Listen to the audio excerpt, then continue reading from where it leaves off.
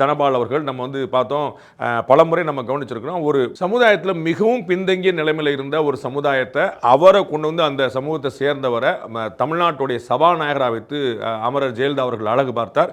அவர் திரு அவினாசி தொகுதியில் திரு தனபால் அவர்கள் போட்டியிட்டார். போட்டியிட்டு 50,902 வாக்குகளில் 2021 திராவிட முன்னேற்ற கழகத்தை வென்று அவர் சட்டமன்ற உறுப்பினர் ஆனார்.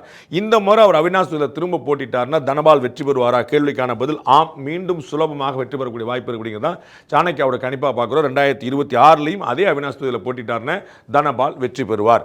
அடுத்த பார்க்கக்கூடிய பிரபலம் யாரு? எஸ்பி வேலுமணி. அதிமுகவுடைய சமீபத்திய அசைக்க முடியாத தூணாக வளர்ந்திருக்கார். ஜெயலலிதாவுக்கு பிறகு இவருடைய செல்வாக்கு பெருமளவு உயர்ந்துன்னு பார்க்கிறோம். திரு எடப்பாடி பழனிசாமியுடைய வலதுகரமா இடதுகரமா மனசாட்சியா எல்லாமே இருக்கிறான்னு சொன்னோம். மோதல்னு சொன்னாங்க. திடீர்னு ஒரு பஞ்சாயத்து வரப்போதுனாங்க. அவர் புயற்சிலக்காரன் எல்லாமே ஒரு பேசு பொருளாக திரு வேலுமணி இருந்து கொண்டிருக்கார். கோயம்புத்தூர் மட்டுமல்லாமல் அந்த ஒட்டுமொத்தமாக அந்த கொங்கு பெல்ட்லேயே ஒரு பெரிய முக்கியமான பங்கு. எப்படி திராவிட முன்னேற்ற கழகத்தில் திரு செந்தில் பாலாஜி ஒரு பெரும் செல்வாக்கு மிக்கவராக இருக்கிறாரோ அதே போல அதிமுக ஒரு பெரும் செல்வாக்கு மிக்கவராக இருக்கக்கூடிய நம்ம பார்க்கிறோம். தொண்டாமுத்தூர் தொகுதியில் 41,630 வாக்குகள் வித்தியாசத்தில் கடந்த முறை திமுகவை வெற்றி பெற்றார். 2021 மீண்டும் அங்கதான் போட்டியிட போகிறார். உங்களுக்கு குழப்பம் இல்லை, மீண்டும் அங்கதான் வெற்றி பெறவும் போகிறார் அப்படிங்கிற பார்க்கிறோம். அவருக்கு எந்த குழப்பம் இல்லை.